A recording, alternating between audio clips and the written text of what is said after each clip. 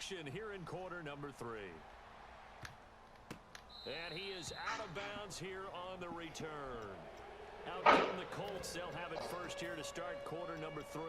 They come out here with a 0 on the scoreboard. What was said in that locker room? That's what I want to know.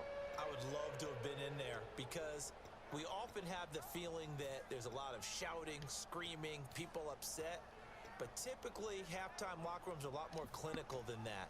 And in this case, are they upset that the plays weren't working because of execution, or did they think they were just bad plays to call? Yeah. We'll find out pretty quickly here if they feel like they had something going, but they just need to do it a little bit better or not. We'll find out. The tackle made by K.J. Wright. Frustrating for a defense, energizing for an offense. Finding a way to create that type of yardage in your running game, that'll make the guys carrying the ball very, very happy. To throw on second down is Locke. Completes it to Moncrief left side. It's a pickup of 6 and good enough to move the chains. So the offense has it first and 10. They come out here in the eye. They give it to Peterson. And he's finally taken down, but not before getting across midfield and across the 45-yard line. That run is what defenses don't like about dealing with Adrian Peterson. His ability to drop a shoulder and run through contact. And he's amazing at keeping those strong legs going, isn't he? For him, no run is ever truly over. Come on, throw the fucking ball, Andrew Luck. Blow the whistle, he's actually down. That's how he finishes runs in a big way. When defenses get to the quarterback that quickly, a lot of times it's called a jailbreak. It wasn't quite that fast, but fast enough that he had no time to look downfield and set himself to throw the ball. And as he tried to do that, he was hit, and it forced an incompletion. Off of play action, Luck. And Reed with it over the middle. And he goes down, but not before getting this inside the 25. As far as I'm concerned, Andrew Luck can do it all. I mean, he's an underrated runner, toughness in the pocket, strong and stout. But let's face it, the money, that comes from his arm. And smart, valedictorian of his high school class in Houston, then he goes to Stanford. He's got it all. Yeah, give him 4 yards there. It'll be 2nd and 6. Not a run that you're going to write home about, but still a good first down run. That's what an offense calls staying on schedule. 3 to 4 yards on first down, you're set up very well for the rest of the drive. On second down, here's Locke. It's caught by Moncrief. And he'll get it down this time to the 17. Call it a gain of 3. And that'll lead here to a 3rd down. Here's the 7th play of this drive. This is 3rd and 4. And defensively going with a dime set. 6 DBs on 3rd and 4. Caught on the right side, Reed. And he'll get him inside the 15 down to the 14-yard line. Give him 3 on the play, and that's going to make it 4th down. One hallmark of good defenses is understanding the game, understanding positioning, and tackling immediately in the secondary after catches. I think we just saw that on display right there. Got to him before he ever had a chance to think about turning it upfield. So he missed a field goal earlier, but he says not this time, and he's able to knock it through to give his guys 3. And that's all you want as a kicker, a chance to redeem yourself. You got to have a short memory if you're going to survive at this level, and he's able to get back on track. And he'll be brought down at the 23, make it the 24-yard line. A look at the offense now here, coming back out on the road for their first possession of the second half. And they will simply, Charles, be looking to duplicate what they did last drive when they were able to push it in for 6. And they hope it'll be that easy, right? To be able to take exactly what happened before, replicate it. They may have to make a few additional changes along the way because I'm sure the defense will make some adjustments, but they've got to have great confidence having scored the last time out. So the defense has put them in a tough spot. It's 2nd and long. From the gun, it's Carr. And this is Michael Floyd. Y'all trying to tell me you got a -6 on this nigga and you still getting fucking beat. First down and 10 now for the offensive group. Possible run anticipation. Here's the D-line sandwiches together. They'll run it now out of the gun. Try to find a lane, but instead he'll get back to the line of scrimmage and no more. That's going to go as a loss of a yard, and it'll be 2nd down. Brad, what wasn't that long ago that the guy playing that spot was an outside linebacker type of a guy. Now, as a defensive end, how about the speed that he used to get into the backfield and make the play? Trying to bounce it outside, but he's only able to get it back to the line of scrimmage. And they'll lose a yard that time, and that's going to lead to a third down.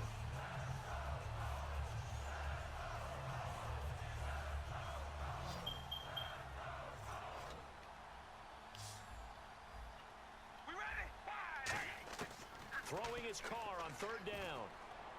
And he will find his man. It's Kenny Brady. Oh, y'all niggas act like y'all fucking suck, man. Back now here on EA Sports as we're about ready to rock and roll for the fourth and final quarter. Fresh set of downs here.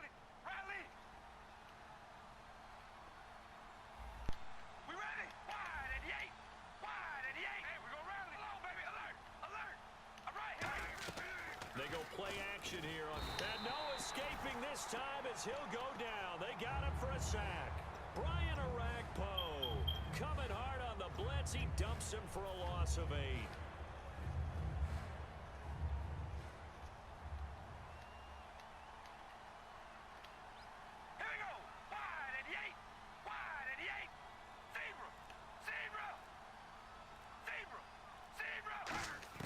On second down, here's Carr. He has Britt over the middle. It's a gain of 5 on the play, and that'll make it 3rd and 13. One thing I can say pretty safely, that route is not called if you don't have a guy who can throw the ball and put some mustard on it. Because if you're going to lollipop it in the middle of the field, bad things usually happen. It takes a strong-arm guy who can rifle it in there, and they were able to successfully complete that one. Now Carr. And incomplete. The contact made the ball roam free and brings up 4th down. Even in today's NFL, when we think of the tight end position now as really a glorified wide receiver, we're still asking a lot of those guys. They have to block as well, and every now and then, they don't come down with the football.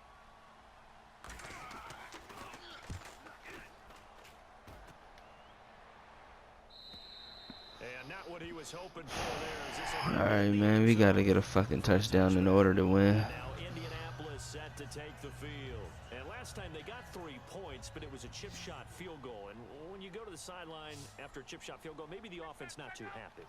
It's a balancing act, isn't it? Because you're exactly right. They're none too pleased that they didn't punch it in for 6 points. But they also have to remember they did put points on the board. 3 points is 3 points. And in this league, you take points when you can get them. Not easily done. And let's see what the defensive coordinator may have up his sleeve here to try to get this final last stand and win this football game. Now a play fake here on 1st down. And he's going to drop this off to his fullback. Call it a pickup of 7, and it'll be 2nd down. It's interesting because when I'm watching college football and I'm evaluating guys for the draft now, my list of fullbacks, pure fullbacks, it's a very short list. I'm probably evaluating more punters and kickers now than I am fullbacks, but it doesn't matter what you call the position, it's who you put there, and there we saw completion. That goes for a gain of 31. Time for a break. Get out that motherfucking cover 3, I'm gonna kill it.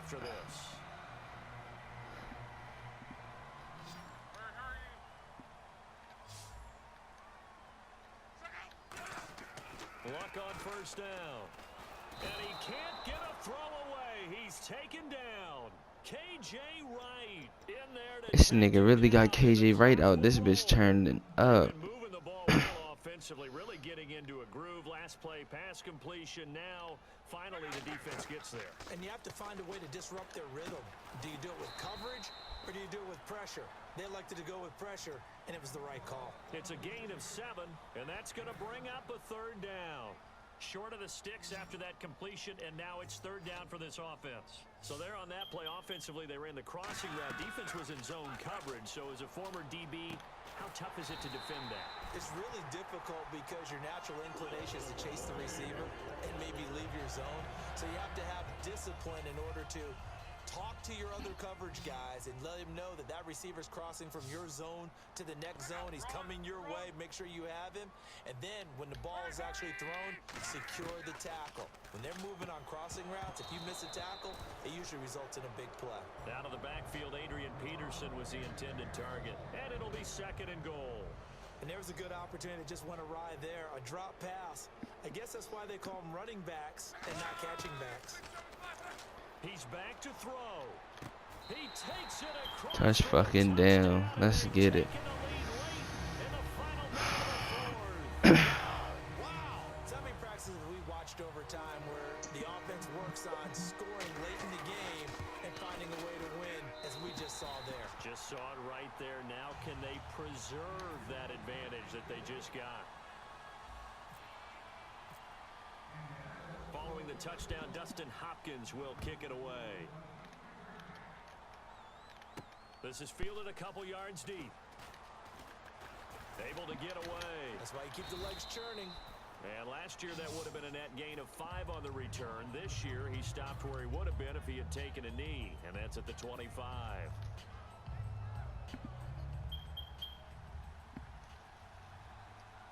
They come up in an empty set. 4 wide receivers, 1 tight end. Back, and he can't get a throw off. He's taken down. What a huge play at this point in the game. Well, how about that? A dime set on defense, 6 defensive backs. None of them blitz. They're just back there in coverage. Defensive lineman gets the sack. That's where the O-line, they go to the sideline, they keep their helmets on so the cameras can't find them. And he can't. Good shit, Ndamukong Suh. 2 fucking sacks in a row. In there to drop him as the clock continues to roll. And on 3rd down, the Colts have added an extra defensive back. Flooding the passing lanes. He'll look to throw. Well, it's apparent that Good shit, interception. It's intercepted. A great read, and it's picked off. And he coughed it up. And he'll get this up to right around the 8-yard line. No, he stripped him. On the 8-yard line. He stripped Brian Urlacher. You were fucking chirping, bro. you're thinking 2 plays. One, to get yourself in position for the second one. Whether you're able to get into field goal range or you have to try another deep pass, another hail. That's bullshit. Get a fucking interception, you get stripped. Right then and there. It might be easier said than done.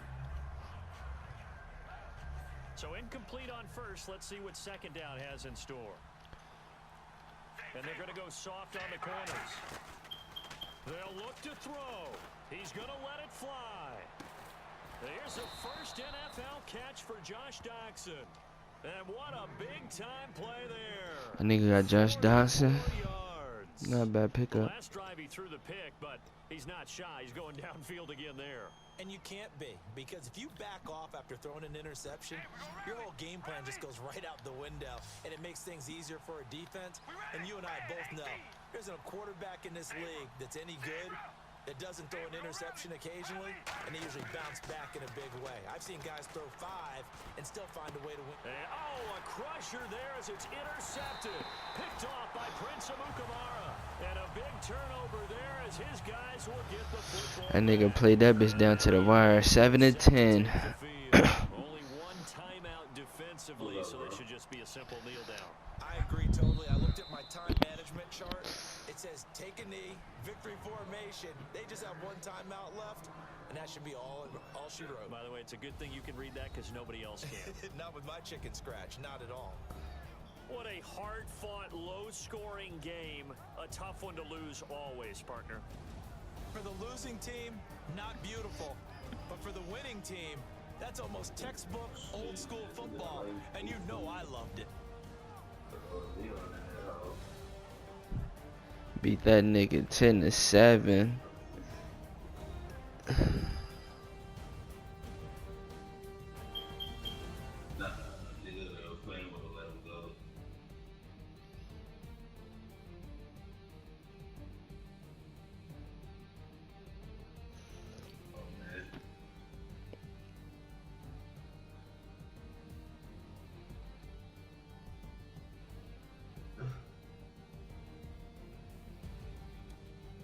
So that'll do it for us. For Charles Davis and all our crew, I'm Brandon Gaudin. You've been watching the NFL on EA Sports.